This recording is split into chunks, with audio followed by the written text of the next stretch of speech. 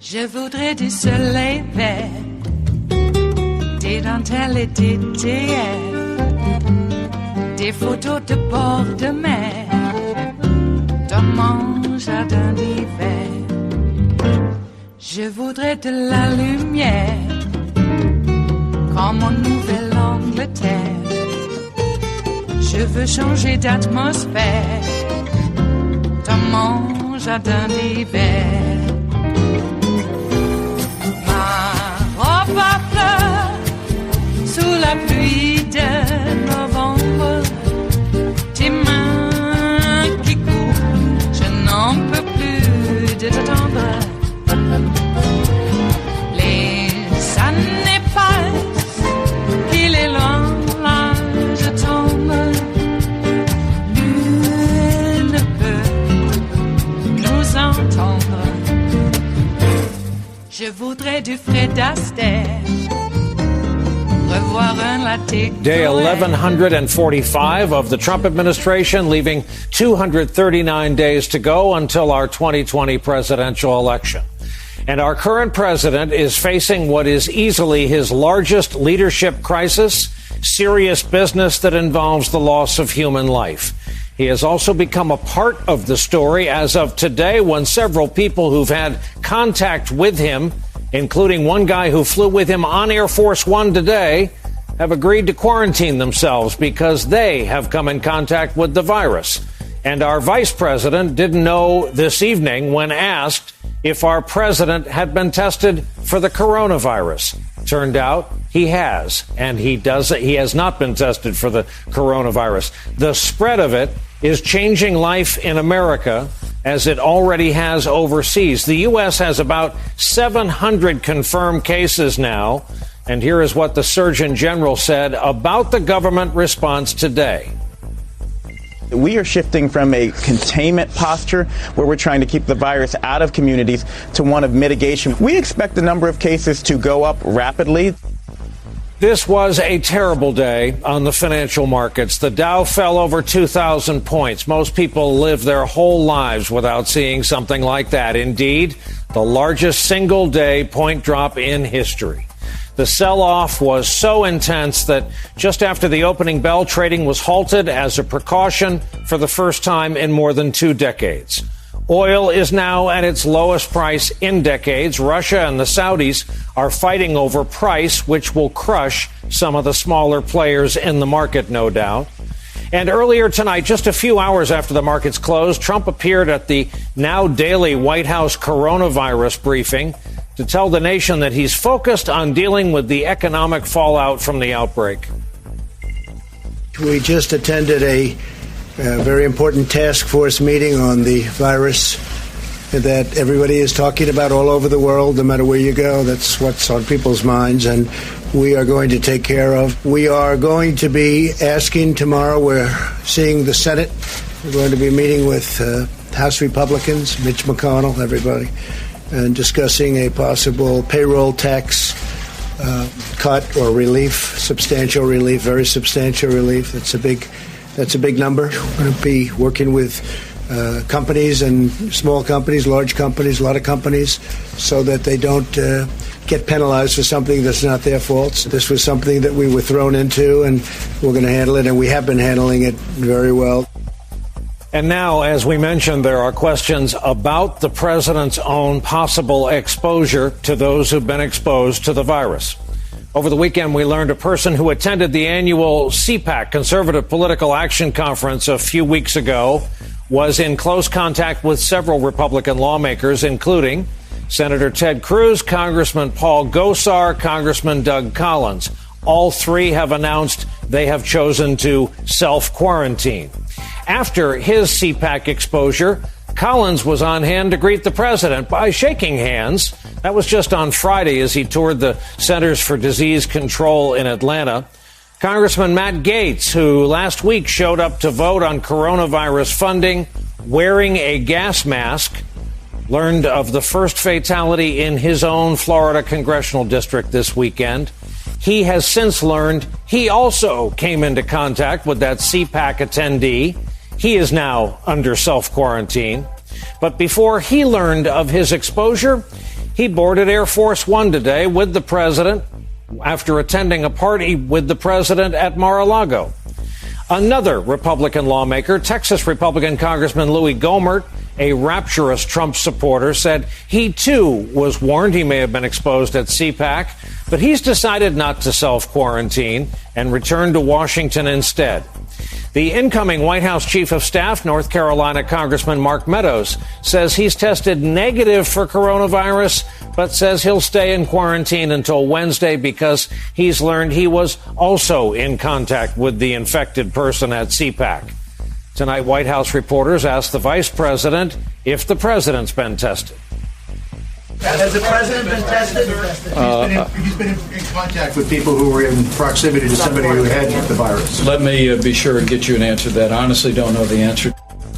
Not long ago tonight, the White House did provide an answer. The press secretary issued a statement that reads in part, and we quote, "President has not received COVID-19 testing because he has neither had prolonged close contact with any known confirmed patients, nor does he have any symptoms.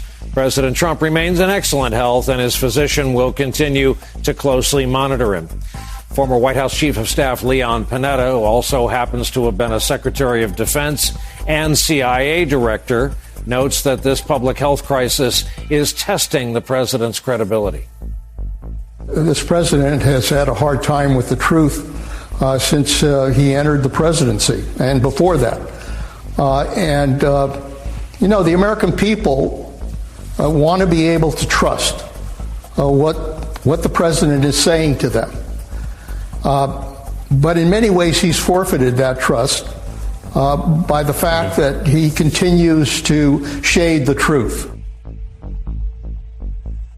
It is Tuesday, the 10th of March of 2020, and you are in West Coast Cookbook and Speakeasy. I am your chef de cuisine, Justice Putnam, and our daily special is Tarrytown Chowder Tuesdays, a mere scant dash, a tiny little pinch of smoked hot Hungarian paprika will make all the difference in the world.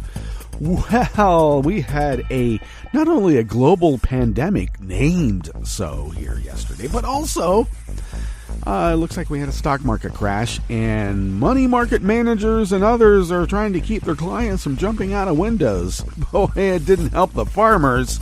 We'll talk about the farmers' suicide rate later in the show, but my God, yesterday's 2,000-plus drop in the Dow hurt a lot of people, and hopefully we can claw that back.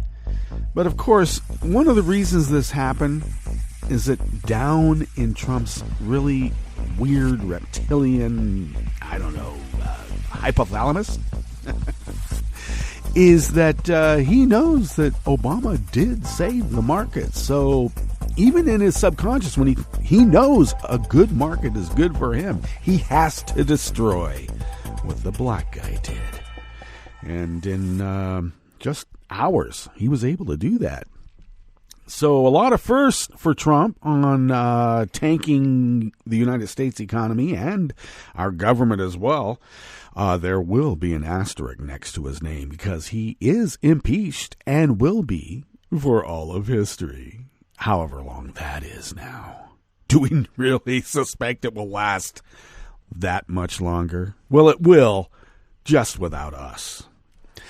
And what else has happened? Well, enough has happened in the world that we had to actually curate a show for you today. Indeed, we had to do that. And in spite of that, the news just keeps rolling in. We'll get to this suppressed intel report about a pandemic, the dangers of a pandemic, and how we needed to be prepared. Isn't it lovely, though, that all of those drills that little towns and municipalities do with their little fire departments and their ambulance people, whether it be private or municipal, all of those drills and, for an earthquake or a massive fire, even a volcano blowing up here in the Northwest, we got, drills for that too. All those little towns and all those states, including Washington. Can you believe what a snake Inslee is for being able to attack the coronavirus pandemic in his state with such efficiency? He's such a snake. Because Trump is a mobster, and anybody who can actually do the job is obviously a snake. But yeah, here in the Northwest, we even have drills for volcanoes. I wonder why.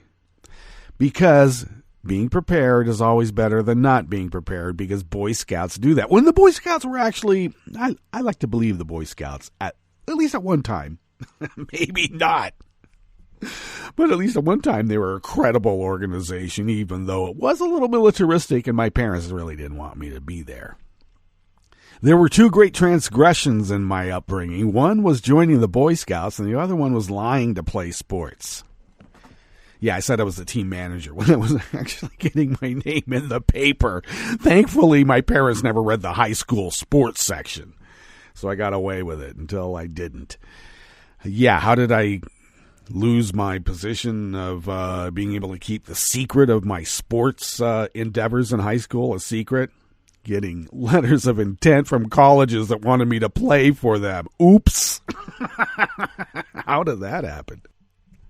Anyway, it's important to be prepared, and those were, though, they be rather trite little life lessons that you don't really need the Boy Scouts or sports to learn, but I attribute a lot of my idea preparation to being in the Boy Scouts and playing sports. So one should always be prepared. You should always drill. You need a muscle memory to be able to do what you need to do. So this intel report that has been suppressed about this pandemic is part of this preparation aspect. Why is it being suppressed? Is it merely for the crass endeavor of a campaign? Would it be that crass? Yes, it would be that crass. Like I've said before, mobsters always play catch up and leaders lead. Obama was a leader. Trump is a mobster. Well, what's on the rest of the menu here in the Bistro Cafe of West Coast Cookbook and Speakeasy? Of course, Trump faces a huge leadership crisis over the COVID-19 virus and the economy. Though maybe the economy might claw back. It'll claw back about 700 points, and he'll start bragging about what a great booming market it is, and he's the reason. Yeah, he's the reason. On the rest of the menu, U.S. regulators warn Jim Bakker and 6 other grifters to stop making fraudulent coronavirus claims. Yeah, drink some bleach. It'll cure it. Don't drink bleach. Eek. A racist GOP voter suppression effort was just defeated in Georgia, and that's our state of Georgia, by the way. And Trump's trade war is crushing Midwest farmers and spiking the suicide rate. After the break, we move to the chef's table, where the Mexico peso is at a 3-year low, so the country's central bank increased auctions of coverage contracts to up to $30 billion. Well, that's one way to float the economy. And after surpassing Brezhnev and looking to pass Stalin for years in power, Putin is backing the Duma's effort to change the Constitution and make Vlad de jure leader for life. All that and more on West Coast Cookbook and Speakeasy. Bon appetit.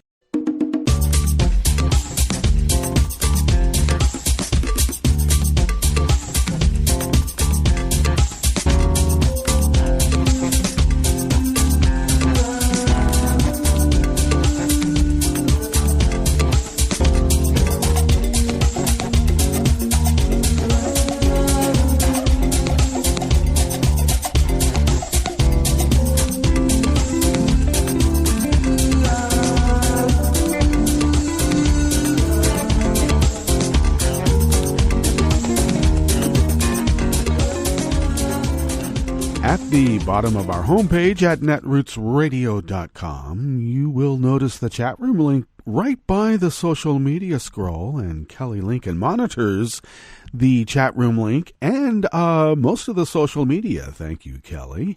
To the leftish of the chat room link at the bottom of our homepage at netrootsradio.com is our secure link to our Patreon page. I should mention also, we did have an upgrade on our homepage and other aspects through a third-party vendor, of course. And Tom was intimately involved in helping write that code and others. So we have a completely secure homepage. If you happen to have a problem, I'm pretty sure I got all the links, I'm sure, but I should say I got most of them. And if I missed any and you happen to have a link that is not secure, meaning it doesn't have the S on the HTTPS, that's what makes it secure, put that in there and bookmark it and it'll take you right there. So, yes, do go to our secure Patreon page, where you hopefully can become a recurring Patreon of Netroots Radio, because you're generous, and it only has to be the cost of, say, an espresso coffee drink, or it could be less than that even. But a recurring contribution helps us pay our bills and amass the funds needed for getting newish machinery and paying third-party vendors to do the needed upgrades that needed to be done. So that stated, we do thank you for your generosity. Thank you. That stated, I should also mention that there's been a bit going on. I don't know what's going on with TuneIn. Last I heard from the crew, and I'm sorry I got quite busy, but I don't think TuneIn's happening yet. Tom is looking into that and looking into some other aspects about metrics pages that usually are available and are not now. So we're looking into that. And hopefully we'll get that tune-in problem fixed, because that happened over the weekend too. So we don't know if it's all connected or just an independent anomaly in the universe that we like to attribute to a particular and specific ongoing issue, because we like order in the universe, and we'll attach it to something that has nothing to do with why TuneIn might actually be out. But we'll find out. It might have something to be connected with the upgrade and Progressive Voices doing their upgrade too. So it's all quite curious, and we're trying to figure it out. And thank you, Tom, for doing that. If you would like to follow Netroots Radio on Twitter, do so at Netroots Radio. Tom takes care of the Twitter social media, and thank you, Tom, for doing that. I, of course, take care of at Justice Putnam, because that's me. And I also post the show notes and links diary on Daily Codes about 10 minutes before showtime. And get that posted up on social media, except not on Facebook. From my point in the universe, it has to come from, well, the Netroots Radio team. So we have a team, thankfully. Yeah, I have, I think 2 days left until of this suspension now. And as soon as this is up, I do suspect that the Trump brats, because we're right in the middle of a crisis, and who are you going to shut up? Well, you're going to shut up people like me, because I don't shut up until they gag me. And they're doing a pretty good job over there at Facebook. Sort of. I'm not going to give it all away, but sort of.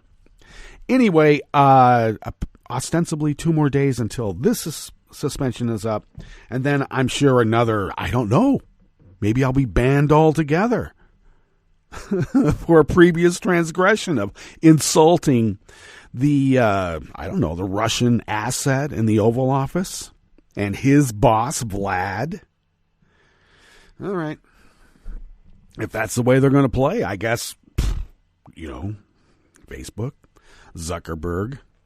If you'd taken a humanities class, you'd probably figure out that the F word is political speech when attributed to these mobsters. Damn you. But he didn't take a humanities class. He skipped out of school and made a bunch of money on a Rate-a-Babe app that now he calls Facebook. Why is it called Facebook? Because they were rating babes. Okay. if that's the moral center of your enterprise, it explains everything, doesn't it? Well, let's dive into this. Oh, no, wait a second. I'm not done yet. If you would like to follow the show on Twitter, go to @CookbookWest and pick up podcasts by way of Spreaker, Stitcher, TuneIn. I hopefully tune in. I don't know. I don't think we're on the show list for some reason. We'll figure that out. iHeart, YouTube, iTunes, and mostly wherever podcasts can be found. Alrighty. Let's take a look at this first offering here in the Bistro Cafe of West Coast Cookbook of Speakeasy, and it's out of the Associated Press by Linda A. Johnson. U.S. regulators warned 7 companies, well, I call them grifters, to stop selling soaps, sprays, and other concoctions with false claims that they can treat the new coronavirus or keep people from catching it. These are the same grifters that went after Fukushima and said, yeah, put on this eucalyptus oil, it'll protect you from radioactive poisons. It doesn't. The warnings were emailed Friday to companies based in the U.S., Canada, and the U.K. Nearly all the targeted companies complied by Monday morning with mentions of the virus or products to treat it taken off their websites. The letters sent jointly by the FDA and the Federal Trade Commission warned the companies their products for treating COVID-19 were fraudulent and pose significant risks to patient health and violate federal law. Which is more important in that sentence? The patient health or violating federal law? I would hope that maybe, they would be equal. Due process, equal protection, and all that. How romantic. There are no approved treatments for the new virus. Wash your hands. Don't touch your nose. Potential treatments and vaccines now in testing won't be ready for many months or more than a year, but fake ones keep popping up. The 2 agencies sent letters to these companies. Vital Silver, you've seen that. Quintessence Aromatherapy Limited. N Energetics. Garunanda LLC. Vivify Holistic Clinic. Herbal Amy LLC, and The Jim Bakker Show. Last month, Bakker's streaming program aired an episode in which a guest of the disgraced televangelist promoted colloidal silver particles in liquid, claiming it had been tested on previous coronavirus strains and eliminated them in hours. Oh, yes, the old heavy metals cure. How many times have we seen rainmakers use that before? Such scams typically flourish during epidemics of new diseases. In fact, it's an old American heritage kind of activity. If only people had taken humanities classes, they would know that.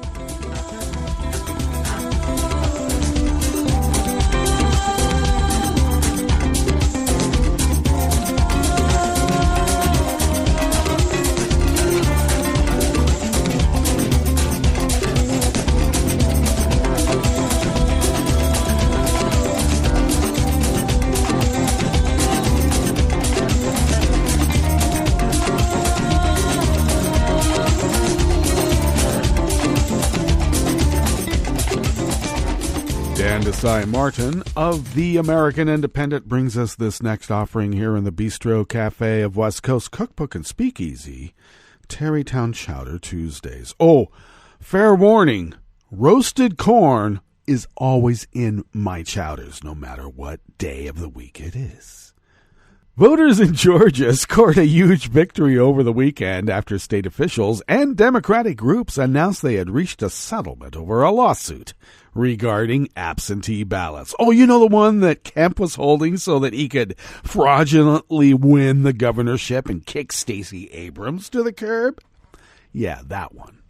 Georgia election officials will now be required to quickly notify any voter if their absentee ballot is rejected.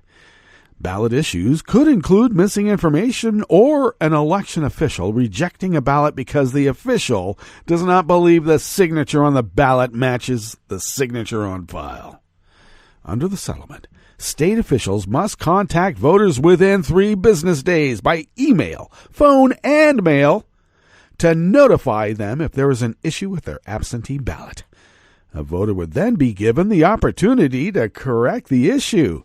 Well, sometimes people get absentee ballots because they're serving in the military overseas.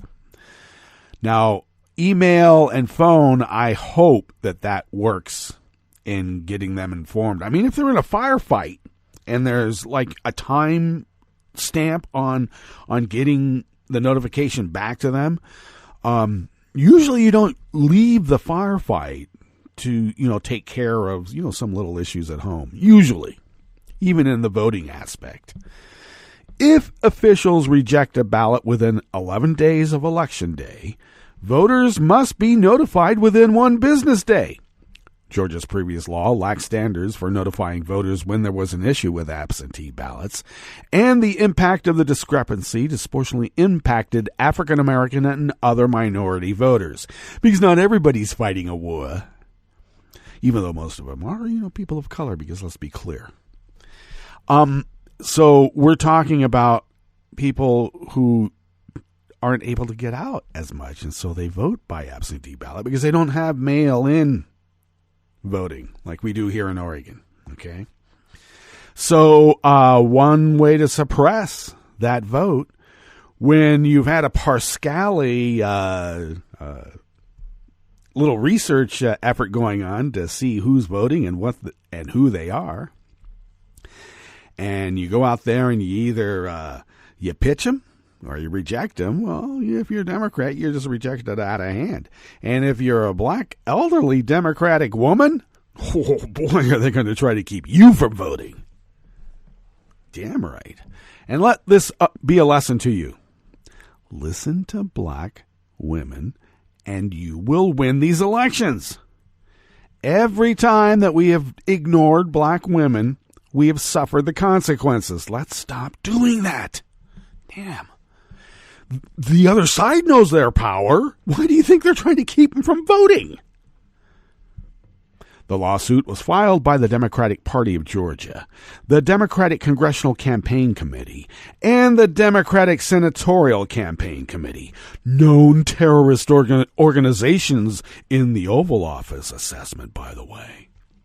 The settlement will give Georgians peace of mind that their votes will be counted and that they won't lose their voices because of a flawed state election laws, Representative Sherry Bustos, chair of the DCCC, said in a statement. While Georgia Republicans continue to try and deny law-abiding citizens their right to vote, Georgia Democrats will keep fighting to make sure every Georgian can make their voice heard in this election, Nikema Williams, chair of the DPG, said in a statement. Williams described the settlement as a huge victory for all Georgians. In the 2018 gubernatorial election in Georgia, it was rife with voter suppression issues. Democratic candidate Stacey Abrams accused Repug, in this reporter's opinion, Brian Kemp, who was both Secretary of State and a gubernatorial candidate at the time, of intentionally suppressing black voters in the state. And that's exactly what he did.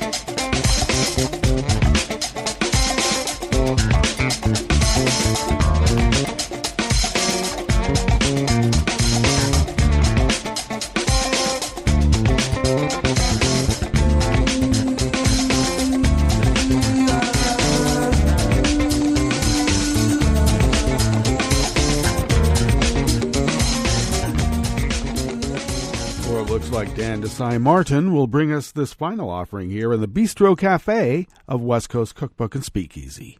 Trump's trade war with China contributed to a spike in farmer suicides across the Midwest in recent years, according to an investigation by U.S. Today and the Midwest Center for Investigative Reporting. Oh, you know, enemies of the state. On Monday, that was yesterday, by the way, USA Today reported that more than 450 farmers killed themselves between 2014 and 2018. However, investigators caution that the true number is likely higher because several states did not share complete data with the investigative team. More than 150 of the suicides were committed during 2017 and 2018. We like to identify something as a cause. Ted Matthews, a psychologist who works with Minnesota farm families, told USA Today. Right now, they talk about commodity prices being the cause. And it's definitely a cause, but it is not the only one by any stretch. The investigation found several key factors that contributed to the suicide crisis, including the drop in commodity prices since 2012, as well as increased farmer debt, bad weather that prevented planting, and a severe drop in exports to China amid festering trade tensions. Trump often complained about U.S. trade policies when running for office because Vlad is in competition with China. Vlad wants to destroy us. Vlad, his economy isn't even as good as Italy's, and Italy sucks. You know, this is like fifth, and probably worse now that they've had to shut down their whole country because of a pandemic that Trump pretends doesn't exist. Well, he can't pretend anymore. He's been glad handing out there. He's torn. Do I shake people's hands to kick the libs? Yeah, keep doing it. Keep kicking us that way. I insist. Of course, he complained about our trade policies with China. Who benefits from that? Since Trump's trade war began, farmer bankruptcies in the Midwest have been on the rise. Bankruptcies for Midwest farmers increased by 19% in 2018 compared to the year before. Across the country, the Farm Bureau reported a 20% increase in bankruptcies in 2019. Wisconsin, famous for its dairy products, saw a loss of 10% of its dairy farms in 2019. Well, Trump would say that's good. That's good for the consumer because, you know, now people can go out there and buy those things. You can buy them short. Buy everything short now. The world is going to hell in a handbasket. Buy and sell short. Farmers looking for assistance can call Farm Aid's hotline at 1-800-FARM-AID, and anyone can call the National Suicide Prevention Hotline at 1-800-273-8255 for free help and support 24 hours a day, 7 days a week. Well, that brings us to our break, and when we get back from that break, we will go through weather from around the world, and we will finish up with the stories that we have curated for you today. You are listening to West Coast Cookbook and Speakeasy, and we will be right back. You are listening to netrootsradio.com. Please hang up and try again.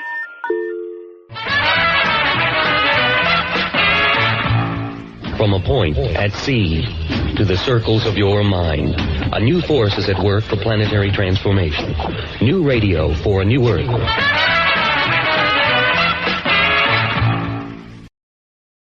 This is Take Two Movie Review. I'm Mike Friend. This week, Visible Chills. For fans of the H.G. Wells classic or any of its film adaptations, Saw director Lee Wannell keeps the basic premise of the novel with an overlay of triumphant women's empowerment. In this telling, a woman, Cecilia, is facing the fallout from an abusive relationship with a controlling tech tycoon named Adrian, who's been keeping her prisoner at his high-tech Bay Area mansion. After a riveting escape one night with the help of her sister, Cecilia seeks refuge with her friend James, played by Aldous Hodge, who happens to be a detective, and James's daughter, Sydney. We all know that Adrian, who's into optics research, is going to try and find her. And when we learn of his death by an apparent suicide and his leaving her a large sum of money, the stage is set. Starting with subtle hints, the now invisible Adrian slowly ramps up the control and gaslighting to make the movie a true modern thriller. We learn Cecilia could be any woman. She's highly accomplished with a successful career before Adrian, and her description as to how he slowly comes to take over her life is as scary as any of the graphic horror.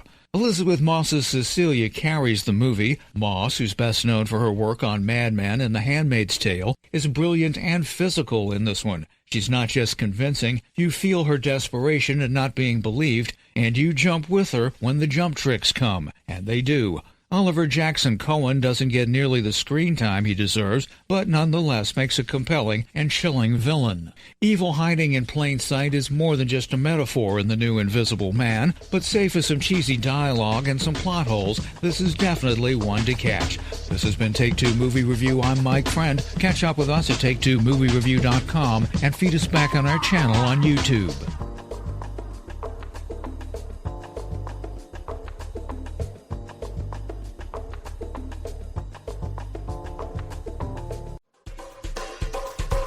This is Scientific American's 60-Second Science. I'm Suzanne Bard. If you watch nature documentaries, it's easy to come away with the impression that lush tropical forests have been largely undisturbed until modern times. Tropical forests have sort of long been considered to be these pristine wildernesses that humans haven't really touched until recent industrial forces have started to invade them and challenge them with 21st century capitalism. Archaeological scientist Patrick Roberts of the Max Planck Institute for the Science of Human History. However, in the last 2 decades, archaeological data have shown that actually human societies have occupied and modified these environments over many millennia. Roberts says some of the trees alive in tropical forests are up to 1,000 years old, and they're sort of like time capsules, storing a record of past human activity in their tree rings, chemistry, and DNA. So we wanted to see how different existing methods might come together to explore past tree populations, tree growth, tree ages by looking at the largest witnesses of the changes in human activity in the tropics, the trees themselves. For example, indigenous peoples of the Amazon basin cultivated Brazil nuts for thousands of years. Robert's colleague Victor Caetano Andrade analyzed tree rings to determine the age and growth rates of Brazil nut trees near the city of Manaus. He found that many trees were established in the late 1600s, but there was a steep drop-off in new trees around the middle of the 18th century. As colonial communities came into Manaus and developed the city, they drove indigenous people out, often killing them. And what Victor found is that actually their growth slowed after this period without these traditional management strategies. So these Brazil nut trees that were still standing near Manaus today were actually affected by these pre- and post-colonial changes in human settlement and activity. Another example is how communities selected for genetic traits in a variety of tropical trees, such as the cocoa tree, used, of course, to make chocolate. A more detailed full genome analysis of this plant has shown that humans may have even selected genes that reduced bitterness and improved its resistance to disease for their own economic benefit. The study is in the journal Trends in Plant Science. Roberts says recognizing tropical trees as time capsules of cultural heritage gives us yet another reason to protect them. Not just because of their ecological benefits, which are hugely significant, but also the information that they store about human history, about our past. Thanks for listening. For Scientific American's 60-Second Science, I'm Suzanne Bard. This program is presented by the Centers for Disease Control and Prevention. As the days get longer and the weather warms, people of all ages will start to spring into action. Spring is a great time to breathe fresh air, stretch your arms and legs, and get physically active outdoors.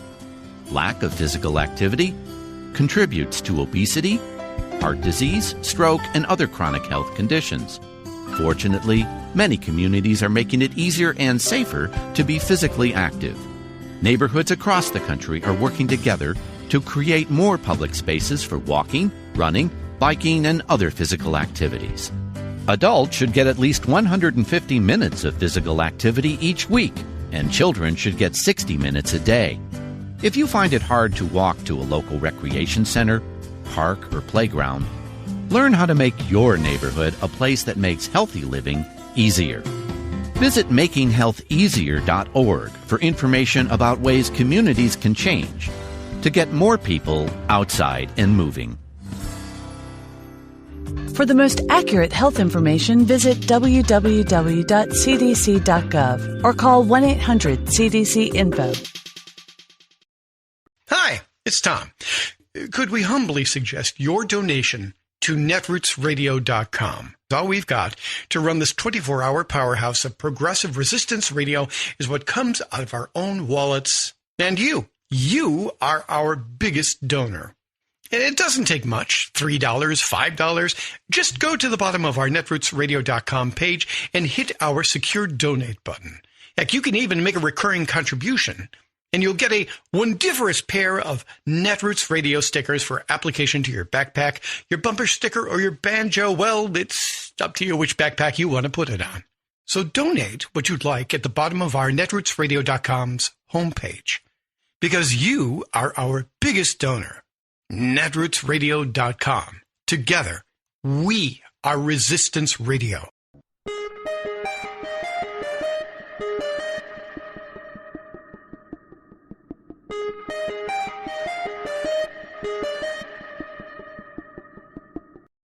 Can it really be a federal crime to save people who otherwise will die of dehydration and exposure? I'm Bill Newman, and this is the Civil Liberties Minute.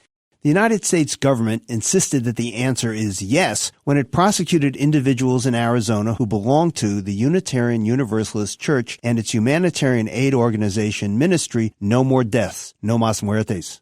The members of No More Deaths leave supplies, food, water, and medicine in the Cabeza Prieta National Wildlife Refuge, which borders Mexico, along footpaths used by persons entering the United States without legal permission. It's one of the most extreme environments in North America and has no safe drinking water. According to the Pima County Medical Examiner, 2,816 sets of, quote, undocumented border crosser remains, end quote, were recovered in Arizona between 2000 and 2017.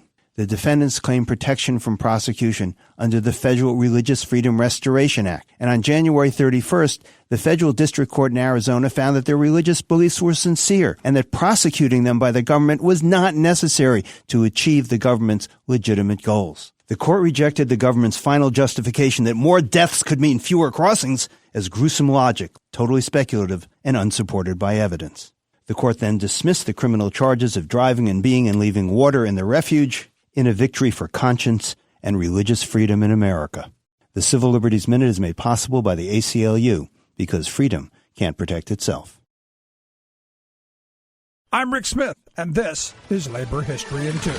On this day in labor history, the year was 1968. That was the day that farm labor activist Cesar Chavez broke a 25-day fast. He fasted as a sign of commitment to nonviolence during the struggle for farm workers in Delano, California, to gain fair wages and safe working conditions. During the fast, he only drank water. He broke the fast with a ceremonial mass in Delano. Presidential candidate Robert Kennedy was in attendance. At the Mass, Chavez was too weak to give a speech, so he gave his written words to Reverend James Drake to share with those in attendance. He wrote, "We are gathered here today not so much to observe the end of the fast, but because we are a family bound together in common struggle for justice. We are a union family celebrating our unity and the nonviolent nature of our movement. The fast has had different meanings for different people. Some of you may still wonder about its meaning and importance.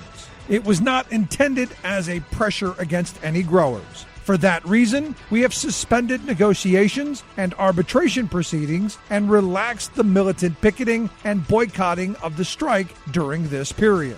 I undertook the fast because my heart was filled with grief and pain for the suffering of the farm workers. The fast was first for me and then for all of us in this union. It was a fast for nonviolence and a call for sacrifice." Chavez engaged in 2 more long fasts during his life as an activist. He fasted in 1972 for 24 days.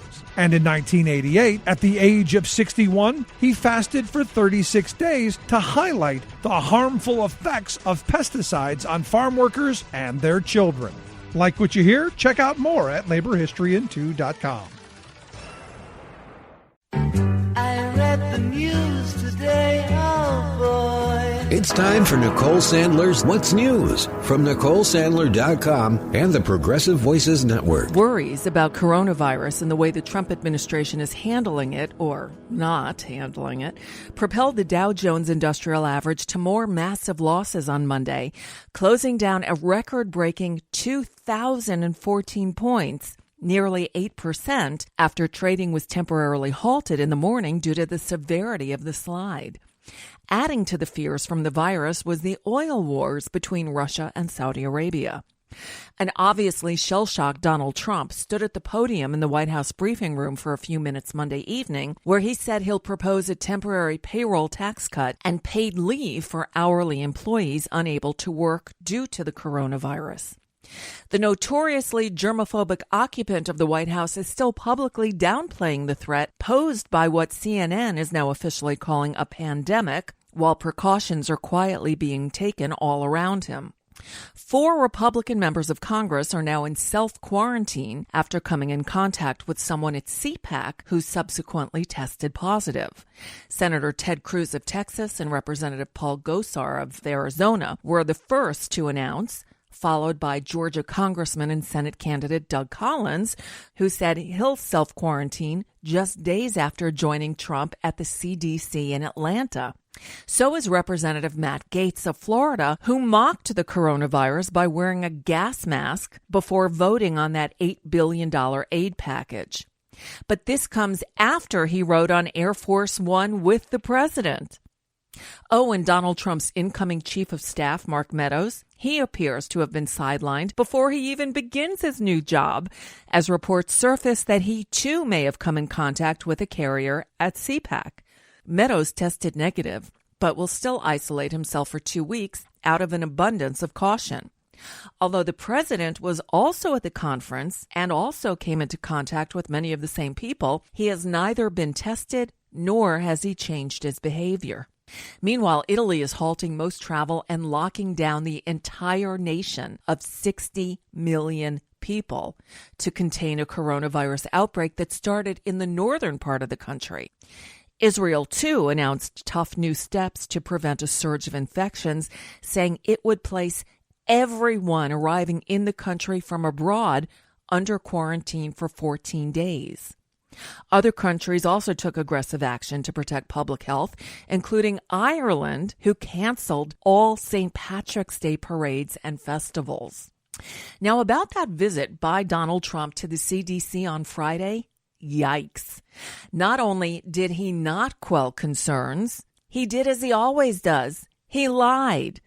Trump completely misstated the availability of coronavirus testing. I think, importantly, anybody right now and yesterday, anybody that needs a test gets a test. They're there. They have the tests. And the tests are beautiful. Anybody that needs a test gets a test. If there's a doctor that wants to test, if there's somebody coming off a ship, like the big monster ship that's out there right now, which, again, that's a big decision. Do I want to bring all those people on? People would like me to do that. I don't like the idea of doing that. But anybody that needs a test can have a test. They're all set. They have them out there. In addition to that, they're making millions of more as we speak. But as of right now and yesterday, anybody that needs a test, that's the important thing. And the tests are all perfect. Like the letter was perfect.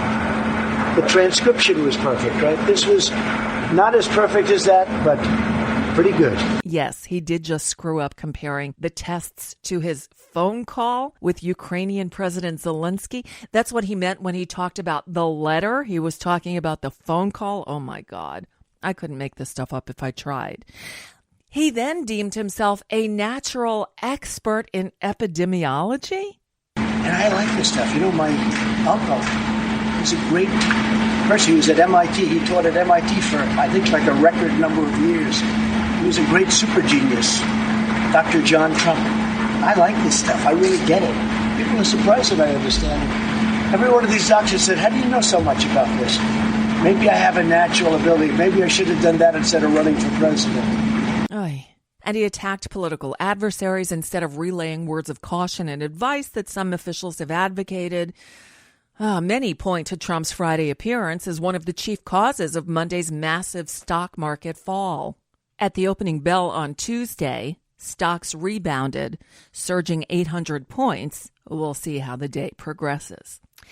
In other news, it is Mini Tuesday with 352 delegates up for grabs as Idaho, Michigan, Mississippi, Missouri, North Dakota, and Washington State go to the polls. The Reverend Jesse Jackson formally endorsed Bernie Sanders' campaign this weekend as Kamala Harris and Cory Booker both came out for Joe Biden. The big prize this Tuesday is Michigan, which Sanders must win decisively to stay viable. And that's just a bit of what's news for now. I'm Nicole Sandler. If you appreciate these reports and the Nicole Sandler Show, I hope you'll consider making a contribution. My work is 100% listener supported, and I can't do it without your help. Find out more at NicoleSandler.com. While you're there, please click on that donate button.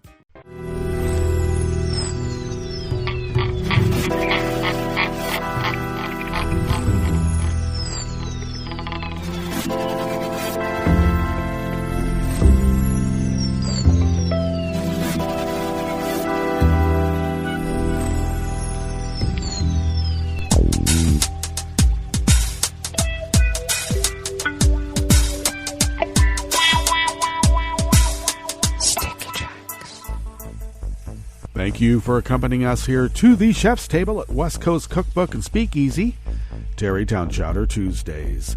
We always begin weather from around the world along the banks of the Rogue River and the Rogue River Valley of southern Oregon on the west coast of the continental United States of America, where it is currently 28 degrees Fahrenheit. We have some fog out at the moment, though we will have a high in the mid-60s with abundant sunshine. Winds will be light and variable. A few passing clouds tonight with a low in the mid to low 30s. Oh, did you see the supermoon last night? I was able to see it as it rose over the crest in the east and set past the crest in the west when I awoke this morning. Well, actually, it was still quite high in the west, and then I watched it dip. It was fun. Tomorrow we are expecting a high also in the mid-50s and overnight lows in the mid-30s, and pretty much a lot of sun with a few afternoon clouds tomorrow, and the winds will pick up out of the north at 5 to 10 miles per hour. Pollen is still rated at none. The air quality index in the region is good at 22 parts per million, and the daytime UV index is a springtime moderate at 4. Barometric pressure is holding at 30.25 inches. Visibility at the mothership is down to 3 miles, and relative humidity is at 93%. Weather from around the world is brought to you by people's personal weather stations that they purchased. These people purchased personal weather stations somewhere on their property, and these people positively live around the world. Like I said, some people have their P-tapes. I have mine. London is 60 degrees with clouds and wind. So it must be, those clouds must be moving then. Paris is 59 and cloudy. Rome is 62 and sunny with a quarantine lockdown for the whole country. What's happened to your nose? Why did you touch it? I've just returned from Rome. Kyiv is 47 and mostly cloudy. Kabul is 44 with light rain. Hong Kong is 65 and fair. Tokyo is 64 and clear. Sydney, Australia is 65 and partly cloudy. San Francisco, California is 51 and fair. And New York is 58 degrees Fahrenheit and cloudy. And that is weather from around the world, brought to you by people's personal weather stations that they purchased. These people purchased personal weather stations somewhere on their property, and these people positively live around the world.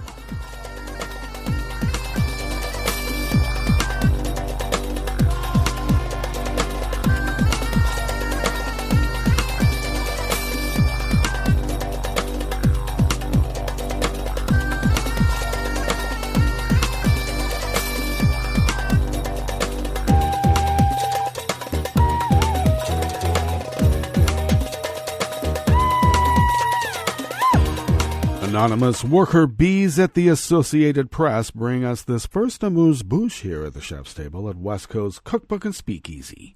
The Mexican peso sank to a 3-year low against the U.S. dollar, prompting the country's central bank to increase auctions of peso coverage contracts to up to $30 billion.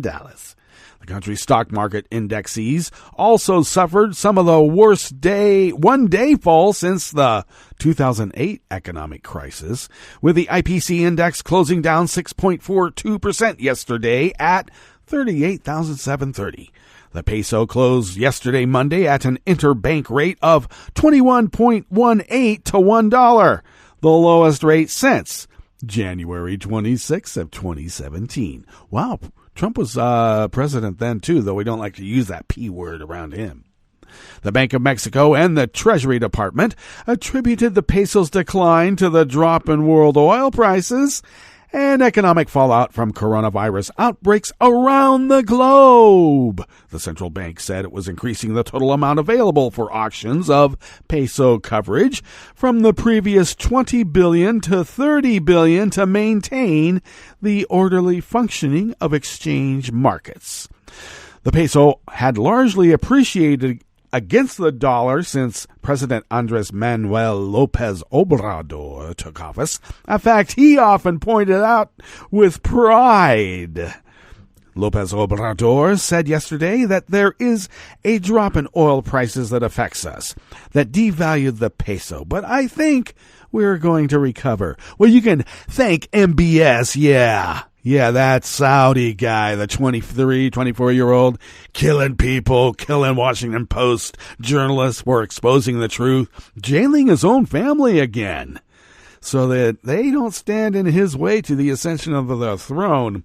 Yeah, it was him who decided to, we'll just play a little bit of games here during a pandemic. Well, Obrador said he was optimistic because of Mexico's good fiscal balance and currency reserves, and because, in his words, we are now producing more oil with a tendency to greater production.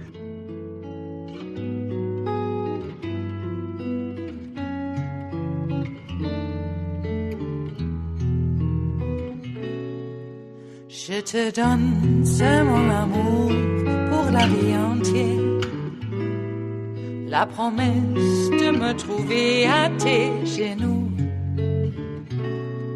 Aussitôt que tu m'appelles, rester toujours fidèle, c'est tout, c'est tout.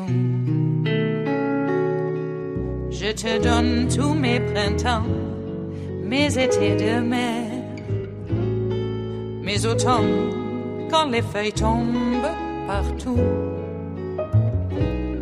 Si ce n'est pas une bonne affaire, je te donne tous mes hivers, c'est tout. Vladimir Ishchanov and Daria Litvinova of the Associated Press bring us this final amuse-bouche here at the chef's table at West Coast Cookbook and Speakeasy. Vladimir Putin backed a proposed constitutional amendment that would allow him to seek re-election after his current term ends in 2024, ending uncertainty about his future. Well, we all have a certain future, and it's not in this plane of existence, trust me. Putin gave his support to the amendment put forward by lawmaker Valentina Tereshkova, who, as a Soviet cosmonaut in 1963, became the first woman to fly to space, so she would know. She proposed either scrapping Russia's 2-term limit for presidents or resetting the clock so Putin's 4 terms wouldn't count. No wonder Trump talks about going past his term. Putin's statement came as lawmakers were considering the amendments in a crucial second reading when changes in the document are made. The Kremlin-controlled lower house, the State Duma, quickly endorsed the proposed amendments by a 382-0 vote, with 44 abstentions. A vote on a third reading will be a quick formality, as it usually is. A nationwide vote on the proposed amendment is set for April 22nd. Well, that brings us to the end of our broadcast period for the day. But you do know that Netroots Radio is going to broadcast on. So do stay tuned to Netroots Radio all day and all night for all the breaking news as it breaks. and we'll meet up here tomorrow, right here in West Coast Cookbook and Speakeasy. Bon appetit.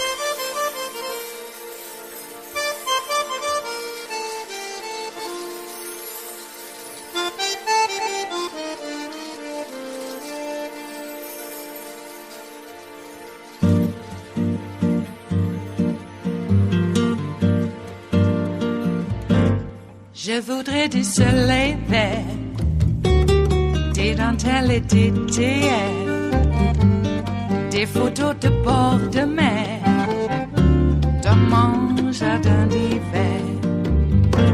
Je voudrais de la lumière, comme en Nouvelle-Angleterre. Je veux changer d'atmosphère, dans mon jardin d'hiver. Ma fleur, sous la pluie de novembre, tes mains qui courent, je n'en peux plus de t'attendre. Les années passent, qu'il est loin, là je tombe. Nul ne peut nous entendre. Je voudrais du Fred Astaire, revoir un latte Goël. Je voudrais toujours te plaire dans mon jardin d'hiver. Je veux déjeuner par terre, comme au long de golfe clair, t'embrasser les yeux ouverts dans mon jardin d'hiver.